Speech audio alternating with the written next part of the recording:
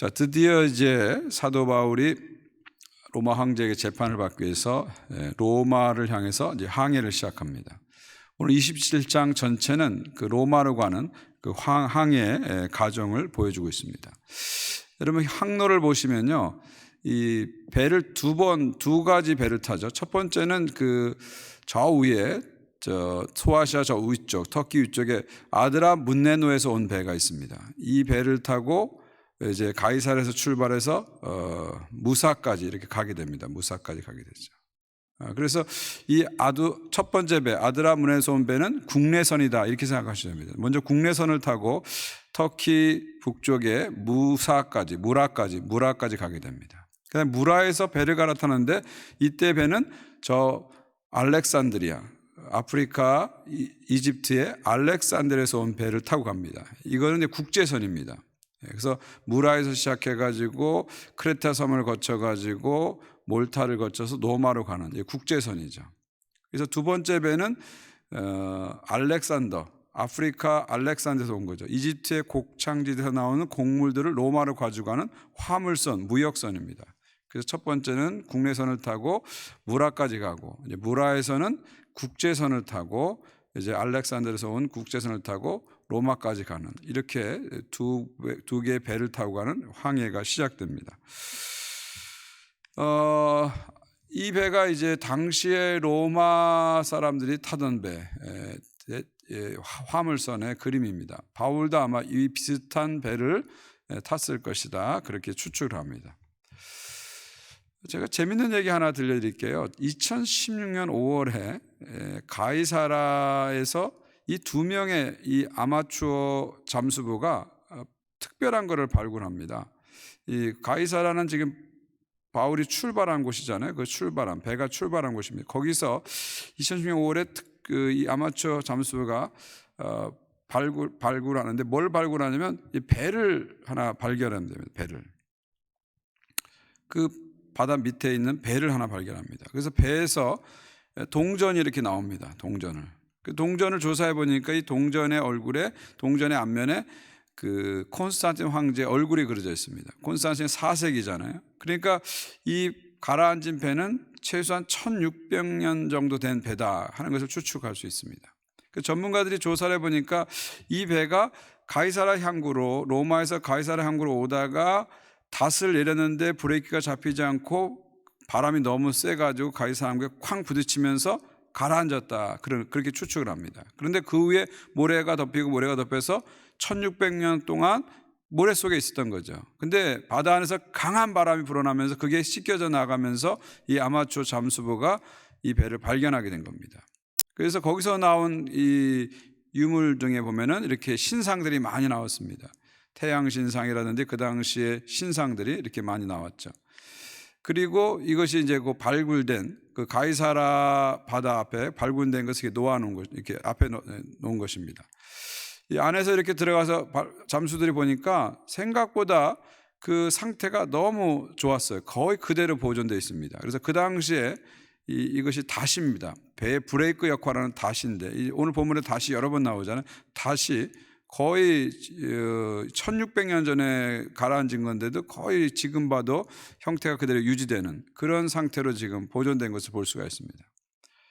제가 왜 이 말씀을 드리냐면 지금 반대입니다. 바울은 가이사르에서 배가 출발해서 로마를 향해서 가는데 역시 몰타 섬에서 자초하게 되는데 그 자초하게 되는 상황이 좀 비슷합니다. 닷을 내렸지만 다시 브레이크를 역할을 제대로 못해서 바람이 너무 세서 육지에 꽝 부딪혀서 파손하는 그런 상황입니다. 그래서 지금 바울이 겪는 27장에서 겪는 그 상황들은 지중해 해안에서 얼마든지 일어날 수 있는 그런 상황인 것을 알 수가 있죠. 제가 왜 이것을 서두에 말씀드리냐면 27장 이 상황은 어떤 지어낸 이야기나 소설이 아니라는 겁니다. 실질적인 역사성이 있는 이야기라는 것이죠. 정말 현장에서 겪은 사람이 아니면은 묘사할 수 없는 그런 이야기입니다. 숫자라든지 상황들이 현장에서 겪은 사람만 말할 수 있는 그런 상황들이 이제 묘사되고 있는 것을 볼 수가 있습니다. 자, 한번 구체적으로 들어가 보도록 하겠습니다. 아까 말씀드린 대로 이제 두 번째 무라에서 국제선, 알렉산드리아에서 온 국제선을 타고 이제 크레테 섬으로 갑니다. 크레테 섬으로 가서 미항 페어 헤븐즈에서 잠시 머물다가 이제 출발을 하려고 하는 거죠. 2차 항해를 출발하려고 합니다. 근데 출발하는 때부터 날씨가 좋지 않아요. 그래서 바울은 이거 출발하면 안 됩니다 하고 반대를 합니다. 이때 시점이 이제 10월 말로 향하는 그 시점입니다. 금식하는 절기라고 했으니까 10월 말로 들어가는 거예요. 근데 지중해는요, 당시에 11월부터 봄까지는 항해를 할 수 없습니다. 왜냐하면 이때는 악천후가 계속돼 가지고 이때는 항해를 못하는 기간입니다. 그러니까 항해를 못하는 기간으로 지금 가까이 온 겁니다. 그래서 바울은 생명을 잃어버릴 수 있으니까 항해를 하지 말자 그렇게 주장합니다. 그런데 거기 다른 사람들 백부장이나 선장과 선주는 아닙니다. 아니다. 우리 가야 된다 해가지고 배를 저 크레타 섬의 피닉스 쪽으로 가자. 64km 피닉스로 가자. 이렇게 주장하게 되는 거죠. 바울은 우리가 잘못하면 생명을 잃을 수 있으니까 가지 말자 그러고요. 다른 사람들은 가자 우기게 됩니다. 결국은 어떻게 됩니까? 11절 보면은 백부장이 선장과 선주의 말을 바울의 말보다 더 믿더라. 이 백부장은 이 배 전체를 총괄 주의하는 로마 주의관입니다.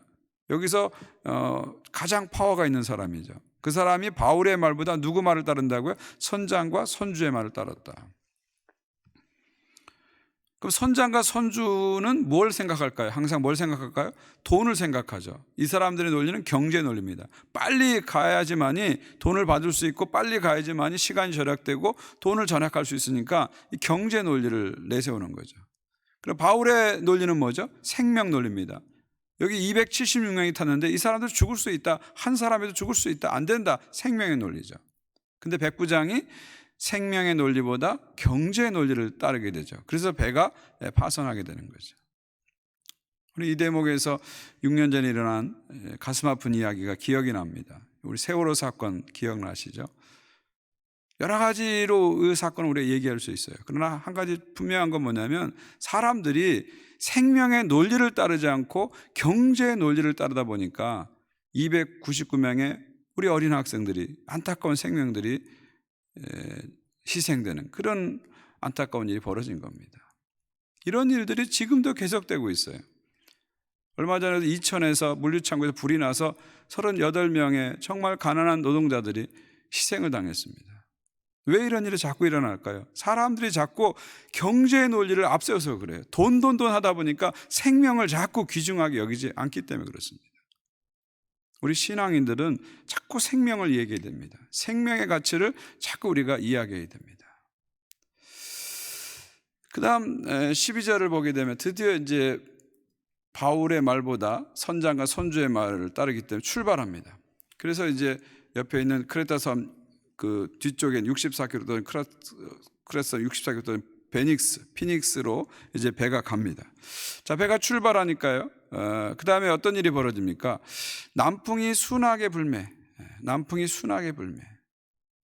처음에 출발할 때 배가 순풍이 쫙 불어가는 거예요. 순풍이 불어가는 거예요. 그러니까 사람들이 잘 되는구나 그렇게 생각하는 겁니다. 14절 보니까 얼마 안 돼요. 섬 가운데로 유라굴로 강풍이 크게 불어나니. 그러니까 처음에는 순풍이 쫙 부니까 아마 백부장이나 선주나 선장들은 이 바울에게 핀잔을 줬을 거예요. 봐라, 순풍이 불지 않냐? 무슨 사고가 난다 그러냐?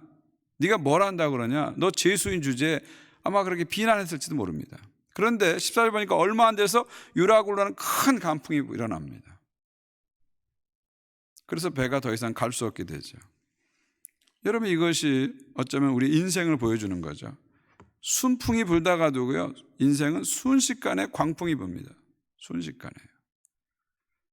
여러분, 그 욥기를 보게 되면요, 욥이 얼마나 부유한 삶을 삽니까? 얼마나 안정적인 삶을 삽니까? 얼마나 축복된 삶을 삽니까? 그런데 하루아침에 큰 바람이 확 부니까 욥이 가진 게 다 날아가지 않습니까?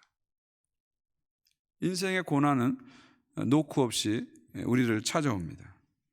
우린 그래서 항상 인생의 고난 앞에서 겸손할 필요가 있는 거죠. 의기양양해서는 안 되죠. 항상 낮은 자세로 겸손할 필요가 있습니다. 지금 코로나 사태를 보면서 우리는 인간의 계획이 다 무너져가는 것을 우리가 보게 됩니다. 인간의 계획대로 되지 않는 것을 봅니다. 인간이 아무리 계획을 잘 세워도 정말 하나님이 허락하지 않으면 어떤 계획도 설 수 없는 거죠. 잠언 19장 21절입니다. 사람의 마음에는 많은 계획이 있어도 오직 여호와의 뜻만이 완전히 서리라. 그렇습니다. 이번 기회에 우리가 하나님 앞에 더 겸손해지고 우리 몸을 낮추는 그런 태도들을 우리가 좀 배웠으면 좋겠습니다. 자, 이렇게 바람이 거세게 불어 광풍이 일어나니까 이제 그 배 안에 있는 선장과 선주는 조치를 합니다. 5가지 긴급 조치를 하죠. 16절 보니까 먼저 거룻배, 구명정을 배에 단단히 묶습니다. 이게 떨어져 나가면 나중에 살 수가 없으니까 구명정을 단단히 묶죠. 또 17절 보니까 배를 줄로 이렇게 감습니다. 배를 줄로 이렇게 감아요. 배를 줄로 감는 이유는 뭡니까? 나중에 부딪혔을 때 최소한의 파괴되도록, 최소한의 최소한으로 파괴되도록 배를 묶습니다. 그 다음에 3절 17절 보니까 세 번째 연장을 내립니다. 여기서 연장은 닷과 돛을 말합니다. 닷과 돛을 내리죠. 근데 그 다음날 됐는데도 여전히 광풍이 심합니다. 그러니까 18절 보니까 배에 짐을 버리게 되죠. 목숨이 중요하니까 이제 배에 짐을 버리게 됩니다. 이제서. 그리고 19절 보니까 4일이 지났는데도 계속 바람이 거세집니다. 그러니까 이제는 모든 걸 다 버리는 거예요. 배 기구마저, 장비마저 버리게 됩니다.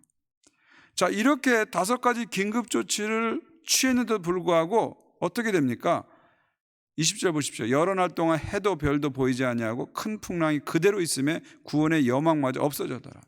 아무리 인간이 노력을 하고 선장과 선주가 아무리 노력하고 5가지 조치를 취해도 변화가 없는 거예요.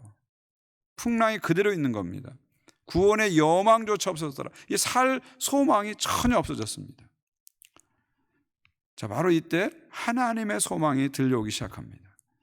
여러분, 인간의 소망이 무너진 곳에서 하나님의 소망이 일어나기 시작합니다. 인간이 스스로의 노력으로 뭔가 희망을 만들려고 할 때 하나님은 지켜보십니다. 그러다 인간이 자신의 노력으로 희망을 만들 수 없다는 것을 인정할 때 그때서 비로소 하나님의 소망이 우리에게 다가옵니다. 21절 22절입니다. 바울이 드디어 일어나서 말하죠.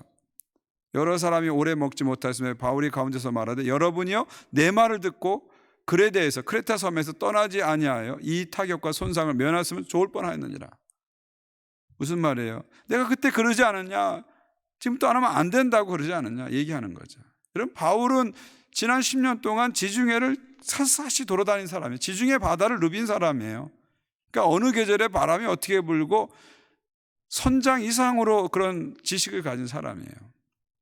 근데 왜 내 말을 안 들어서 이렇게 고생하고 있느냐? 얘기하는 거죠. 근데 22절 뭐라고 합니까? 내가 너희를 권하는 이제는 안심하라, 안심하라. 그러면서 바울은 안심하라고 얘기합니다. 왜냐하면 배는 부서질지 모르지만 생명은 다 살 것이다. 그렇게 얘기합니다. 그러면서 바울이 얘기하는 그 말의 근거, 희망의 근거를 얘기합니다. 23절 26절입니다.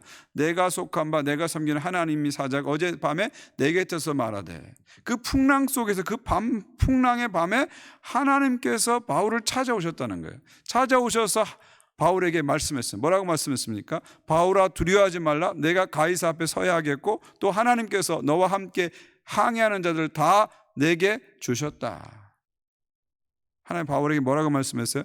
두려워하지 말라. 너 죽지 않는다는 거야. 왜요?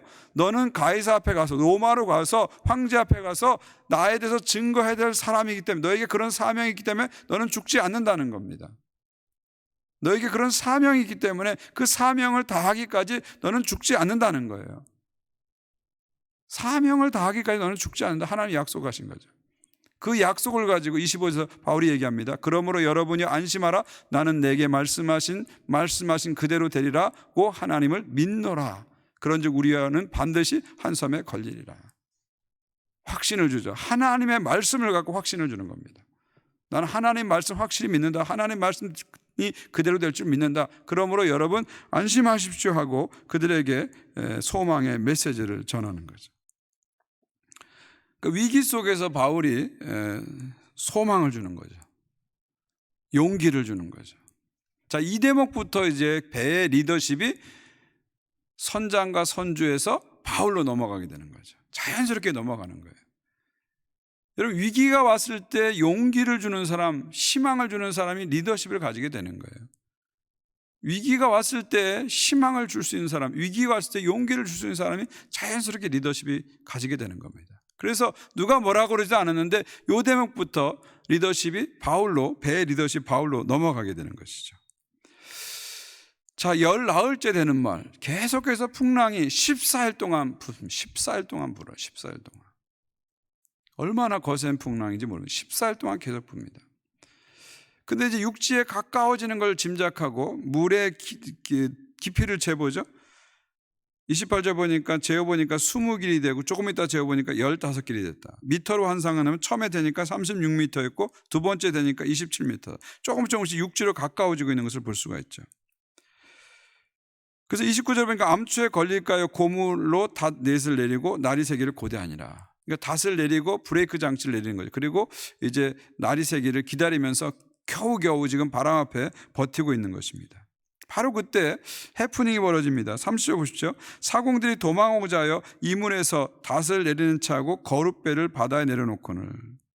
자, 이물, 배 앞에서 사공들이 닷을 내리는 척 하면서 거기 붙어있는 거룻배가 뭐라 그랬죠? 구명정이죠. 구명정을 타고 선원들이 도망을 가려고 합니다. 이건 위기의 상황이죠. 선원들이 지금 도망을 가려고 합니다. 그때 바울이 어떻게 합니까? 31절 보십시오. 바울이 백부장과 군인들에게 이르되 이 사람들이 배에 있지 않으면 너희가 구원 얻지 못하리라 하니 32절입니다. 이에 군인들이 거룻줄을 끊어 떼어 버리니라. 이 선원들이 없어지면 배를 누가 책임지겠습니까? 그러니까 이 선원들이 도망가지 못하도록 거룻배를, 구명정을 군인들이 끊어버립니다. 그렇게 하라고 지금 바울이 명령한 것을 볼 수가 있습니다. 그러니까 지금 위기의 순간에 나만 살겠다는 사람이 항상 있는 거예요. 나만 살겠다. 나보다 어려운 사람 생각하는 게 아니라 나만 살겠다 하는 사람이 있는 겁니다. 근데 바울은 그런 순간에서 지혜를 발휘하죠. 그래서 구명정을 탁 끊어버리는 거예요. 이게 뭡니까? 배 수준을 치는 겁니다. 이제 죽어도 같이 죽고 살아도 같이 죽자! 딱 하는 거죠. 얼마나 그 카리스마가 넘치는 리더십입니까? 자, 그래서 날이 샜습니다. 밤새도록 풍랑에 그렇게 시달리다가 날이 샜습니다. 날이 새자 바울이 어떻게 합니까? 사람들에게 먹을 것을 권하면서 먹으라고 얘기합니다. 우리가 14일 동안 아무것도 안 먹었으니까 먹으라는 거예요. 이제 물에 바다에 빠져 죽을 게 아니라 굶어 죽을 수 있잖아요. 먹으라고 권합니다. 음식을 권하는 거죠. 그러니까 바울은 이 상당히 그 상식적이고 합리적인 그런 리더십을 발휘하고 있는 것을 볼 수가 있죠. 그렇죠. 그래서 지금 시점에서 뭘 해야 될지를 분명히 아는 겁니다. 구명정을 끊어버리면서 이 내부를 단속하죠. 그러면서 내부 사람들에게 음식을 권하면서 힘을 북돋아 주는 거예요. 힘을 북돋아 주는 겁니다. 그러면서 34절에서 너희 머리카락 하나도 잃을 자가 없느니라. 너 죽지 않을 테니까 걱정하지 말라는 거예요. 안심하고 먹으라 이렇게 권하게 되는 겁니다. 그래서 35절 보니까 바울이 떡을 가져다 모든 사람 앞에서 하나님께 축사하고 떼어 먹기를 시작한다. 그들도 다 안심하고 받아 먹는다. 저는 이 대목에서 상당히 감동을 받았어요. 35절 36절에서 떡을 떼어서 축사하고 바울이 이렇게 나눠주는 거죠. 무엇을 여러분 연상했습니까? 무엇을 생각하셨어요? 성찬식입니다. 지금 풍랑에는 광풍이라는 바다 한 군데서 뭐가 이루어지고 있어요?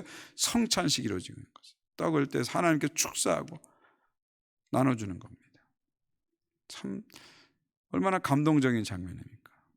아마 이것을 영화로 만들었다면 이 대목에서 우리는 엄청난 감동을 받았을 거예요. 그 풍랑이는 바다 속에서 제수인 바울이, 착고에 차인 바울이 이제 그들의 목자가 되고 있잖아요. 그들의 목사가 되고 있잖아요. 그러면서 그 선상에서 성찬식을 지금 진행하고 있는 겁니다. 그 사람들은 그 빵을 먹으면서 그냥 빵을 먹는 게 아니에요. 희망을 먹는 거죠. 생명을 먹는 거죠. 그러면서 하나님을 바라보게 되는 거죠. 위대한 일이 일어나고 있는 것입니다. 그리고 나서 배에 있는 수를 세어보니까 전부 276명이었더라. 이제서야 사람 숫자를 세웠던 것 같아요. 음식을 나눠주기 위해서 사람 숫자를 세우다 보니까 276명이라는 숫자가 이제서 나온 것 같아요. 276명이라는 저 숫자는 참 중요한 숫자입니다. 중요한 숫자예요. 저 수 안에는 신분의 차이도 많습니다. 어떤 사람은 백부장, 선장, 선주, 어떤 사람은 노예, 신분 차이도 많아요. 또 저 수 안에는 인종의 차이도 많습니다. 저 아프리카에서 온 흑인도 있을 것이고, 또 로마 사람 백인도 있을 것이고, 팔레스타인에서 온 유대인도 있을 것이고, 다양한 사람도 있을 것입니다. 그런데 저 276명은 다 누굽니까? 누군가의 아들이라는 거예요. 누군가의 아버지요, 누군가의 남편입니다. 다 소중한 생명입니다. 바울은 계속 이 270명 한 사람 한 사람의 생명을 자꾸 귀하게 여기고 그들에게 먹을 것을 주는 그런 모습을 우리에게 보여주고 있습니다. 38절입니다. 배부르게 먹고 밀을 바다에 버려 배를 가볍게 하였더니, 이제 다 먹고 나서야 모든 걸 다 버립니다. 배를 가볍게 해야 되죠. 근데 육지가 가까우니까 배를 최대한 가볍게 합니다. 풍랑에서도 견딜 수 있도록 배를 가볍게 합니다. 그러니까 바울은 그때그때 그 상황에 따라서 이 상식적으로 이렇게 판단하면서 이 배를 이끌어가고 있는 것을 볼 수가 있습니다. 그냥 바울은 성령의 음성 듣고 기도만 하는 그런 스타일이 아니라는 거예요. 성령의 음성을 듣고 기도를 듣는 그 영성의 부분도 있지만 상황을 보면서 가장 상식적이고 합리적인 판단을 하는 것을 볼 수가 있습니다. 여러분, 하나님의 음성을 듣는 성령의 사람과 합리적인 판단을 하는 상식의 사람이 이게 같이 가는 겁니다. 이게 따로 가는 게 아니에요. 우리 자꾸 이것을 두 가지를 분리해서는 안 됩니다. 그래서 성령 충만하다고 하는데 막 비상식적인 사람이 얼마나 많아요. 성령 충만하다는 이름으로 비상식적인 일을 얼마나 많이 사람들이 합니까? 여러분, 바울을 보십시오. 바울은 성령 충만한 성령의 사람이지만 동시에 모든 상황 속에서 그때그때 합리적인 판단하고 조치를 취하는 상식적인 사람입니다. 상식적인 사람이에요. 이 두 가지가 같이 가고 있어요. 바울의 리더십은요, 종합적인 리더십입니다. 자, 기도하면 됩니다. 그렇게만 말하지 않아요. 말씀만 보면 됩니다. 그렇게 말하지 않아요. 하나님 말씀을 가지고 위로하고 격려하는 일도 합니다. 그러나 실질적으로 그때그때 맞는 조치를 하잖아요. 구명정을 끊어버리면서 내부를 단속하고, 그 다음에 음식을 나눠주면서 힘을 더해주고, 그 다음에 배의 짐을 가볍게 함으로써 파괴를 최소한으로 만들기 위해서 배 짐을 가볍게 하고, 이런 조치들을 같이 취합니다. 그러니까 상당히 이게 종합적인 그런 접근을 하고 있는 것을 볼 수가 있습니다. 그래서 우리가 성령 충만과 상식적인 것, 이게 같이 가야 된다. 성령의 사람과 상식의 사람이 꼭 배치되는 게 아니다. 같이 갈 수 있다. 그런 것이 우리에게 필요하다는 것을 바울을 통해서 볼 수가 있습니다. 자, 드디어 이제 날이 새서 해안가에서 저쪽 항만이 눈에 띕니다. 드디어 이제 육지가 가까운 걸 알게 되는 거죠. 그래서 닷을 끊어버립니다. 그러면서 저 방향을 그쪽으로 향해서 가는데, 워낙 바람이 세다 보니까 그 두 물이 합치는 곳에서 배가 쾅 하고 부딪히면서 이제 배가 깨지는 그런 일이 이제 41절에 나타나게 되죠. 바로 그 순간에 42절 보십시오. 군인들은 죄수가 헤엄쳐서 도망할까 하여 그들을 죽이는 것이 좋다 했으나. 자, 이 순간에 군인들은 죄수를 죽이려고 칼을 뽑습니다. 그럼 왜 군인들은 이 대목에서 죄수를 죽이려고 했을까요? 그 이유는 로마법에 의해서는 법에 의하면 죄수를 놓쳐버리면 그 지키는 군인들이 사형을 당하거든요. 여러분, 빌립보 감옥에서 바울과 실라 갔을 때 옥문이 열렸잖아요. 그러자 그 간수가 어떻게 했습니까? 자결을 하려고 그랬잖아요. 바로 그런 겁니다. 죄수를 잃어버리면 그 간수가 죽임을 당하니까 자결을 하려고 한 겁니다. 마찬가지입니다. 여기서도 죄수들이 막 도망가서 섬으로 흩어져 버리면 이게 군인들이 자기 생명이 위태한 겁니다. 그러니까 군인들을 그냥 죽여버리자, 그렇게 하는 거죠. 근데 43절 보십시오. 백부장이 바울을 구원하라 하여 그들의 뜻을 막고 헤엄칠 줄 아는 사람들을 명하여 물에 뛰어내려 먼저 육지에 나가게 하고, 그때 백부장이 지혜로운 판단하죠. 바울을 구원하려 하여 그들의 뜻을 막는다. 그러니까 바울도 죄수기 때문에 죄수를 다 죽이자면 바울도 죽여야 되잖아요. 근데 지금까지 누구 때문에 살았어요? 바울 때문에 살은 거예요. 그러니까 백부장이 바울을 살리기 위해서는 다른 죄수 살려야 됩니다. 그래서 죄수를 죽이지 말라고 막게 되는 거죠. 결국 거기 있는 모든 죄수들은 누구 때문에 산 거예요? 바울 때문에 산 거예요.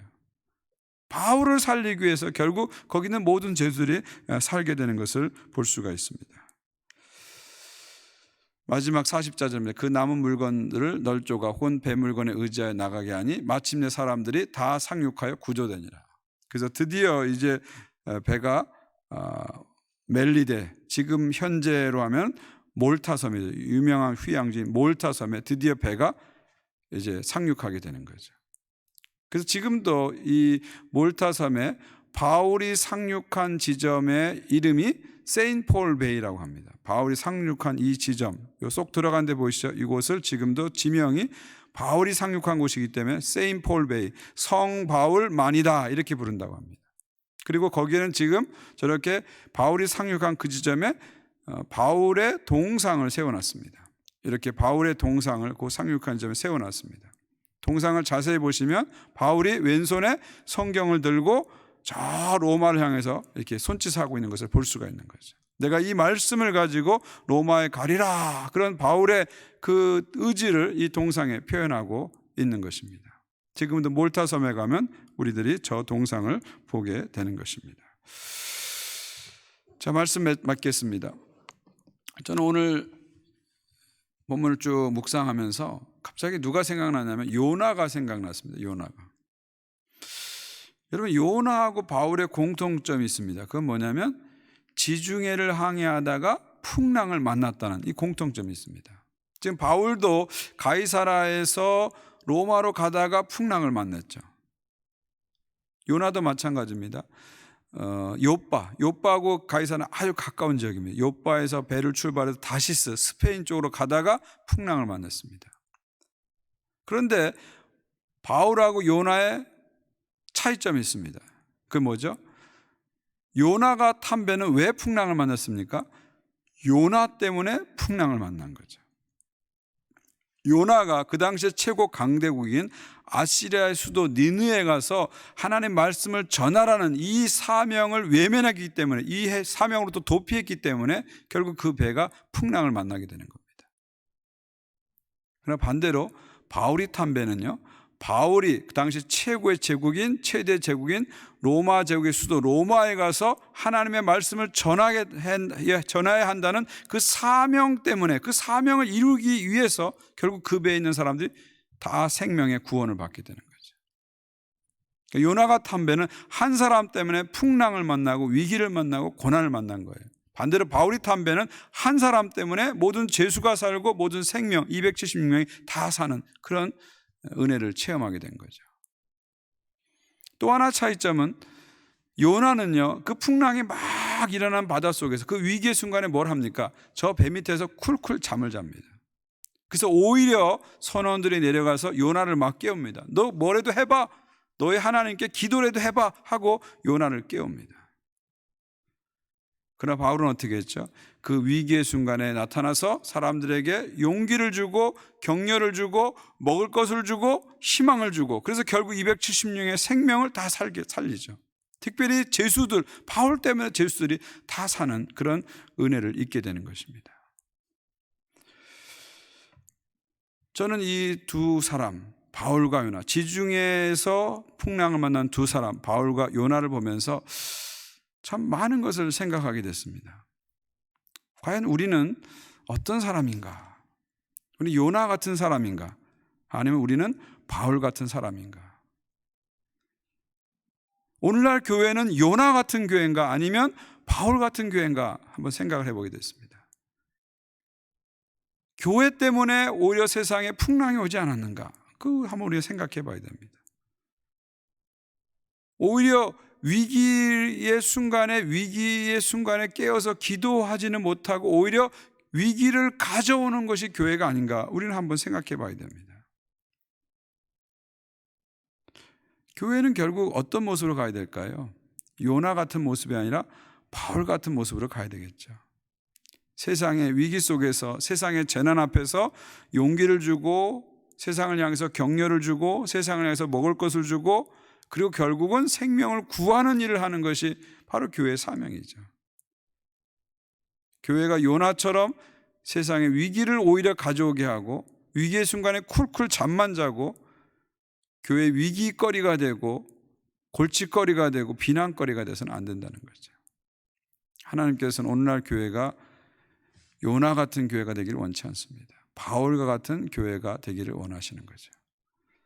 저는 오늘 풍랑 가운데 보여진 바울의 모습을 통해서 우리 교회가 또 우리 성도들이 바울과 같은 교회로 나갔으면 좋겠다, 그런 생각을 하게 됩니다. 이 세상의 교회들이 바울과 같은 교회로 나갔으면 좋겠다. 그래서 위기의 순간에, 지금 같은 이 어려운 순간에, 위기의 순간에, 재난의 순간에 오히려 교회가 나서서 세상에 희망을 주고 용기를 주고 격려를 주고 먹을 것을 주고 그리고 이 순간에 하나님의 생명권의 역사를 이루어가는 그런 일들을 교회가 해야 되겠다, 그런 생각을 합니다. 우리 교회가 이번에 하는 이 사랑실천 프로젝트가 바울과 같은 교회를 향해서 가는 작은 몸부림이다, 저는 그렇게 생각합니다. 그러나 이것은 한 번으로 끝나서는 안 되고요, 계속해서 우리가 항상 무엇을 하든지 간에 교회의 존재 목적이 무엇인가, 세상에 희망을 주는 것이 교회다, 세상에 구원을 주는 것이 교회다, 세상에 먹을 것을 주고 위로를 주는 것이 교회다, 이 사실을 늘 잊지 말고 교회가 그런 방향으로 나갈 수 있기를 간절히 바랍니다. 특별히 오늘 이 시대 가운데서 이 생명의 가치가 자꾸 지금 무뎌지는 것 같아요. 모든 사람이 돈 하면서 모든 결정과 모든 방향이 경제의 논리로 다 이루어집니다. 정치도 경제의 지배를 받고 문화도 경제의 지배를 받고 스포츠도 경제의 지배를 받고 심지어 종교도 경제의 지배를 받고 경제가 모든 것을 다스리는 이런 사회 속에 우리가 살고 있는 것이죠. 이 사회의 공공성이 자꾸 무너집니다. 신앙의 공공성이 자꾸 무너집니다. 경제의 공공성이 자꾸 무너집니다. 그리고 돈의 논리가 모든 것을 잠식하는 그런 세상 속에 우리가 살고 있습니다. 이런 세상 속에서 바울처럼 생명이 중요하다, 270년 그 한 생명, 한 사람 한 생명이 중요하다, 이 생명의 논리, 생명의 가치를 계속 외치는 그런 교회와 성도가 될 수 있기를 주의 이름으로 간절히 축원드립니다. 기도하겠습니다. 하나님 아버지, 감사합니다. 오늘 말씀을 통해서 우리 교회가 어디로 가야 될지, 또 우리 신앙이 어디로 가야 될지를 보여주셔서 감사합니다. 그 풍랑 일어나는 지중해 한복판에서 바울이 일어나서 하나님의 말씀을 외치고 일어나서 위로와 격려를 주고 사람들을 먹이고 그리고 사람들을 살리는 그런 일들을, 정말 그 어떤 선교 현장에서 있을 수 없는 그 위기의 순간에 놀라운 선교적인 모습을 보여주는 바울을 보면서 우리가 많은 도전을 받습니다.